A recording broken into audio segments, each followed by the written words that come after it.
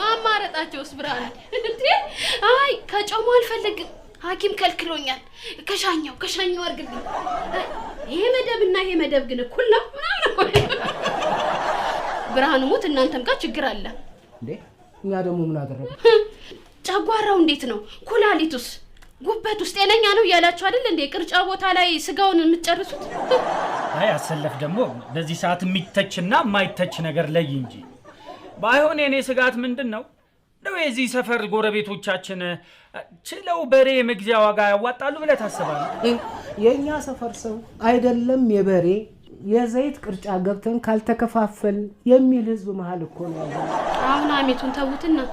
የተመዘገቡት ሰዎች ስንት ደረሱ ለጊዜው ገና ነው የድሩ ዳኛ አቶ ጀንበሩ አሉ ያው አቶ ብርሃኑ አንተም አለ እንግዲህ ከላይኛው ሰፈር ደግሞ ስንዱ አለች ከታች ደግሞ አሰለፋንቺ አለሽ ቆይ እኔ ከስንዱ በምን አንሼ ነው መጨረሻ ላይ የጻፋችሁ ላንቹ ብለን እኮ ነው መሃል ላይ ሆነሽ ከምትጨነቂ ይኸውልሽ ከዛ ዘና ብለሽ እንድትቀመጪ ብለን እኮ ነው መጨረሻ ላይ ያስቀመጠሽ እኮ እኔ ስንዱ ካለችበት አልገባ ለምን እንዴ ባለፈው ቤቷ ሄድኩና እንደው ስንድዬ ባክሽ እንደው መቆያ ተሰብሮ ነው ገብስ ልቆላበት ስጭኝላታል ምን ብትለኝ ጥሩ ነው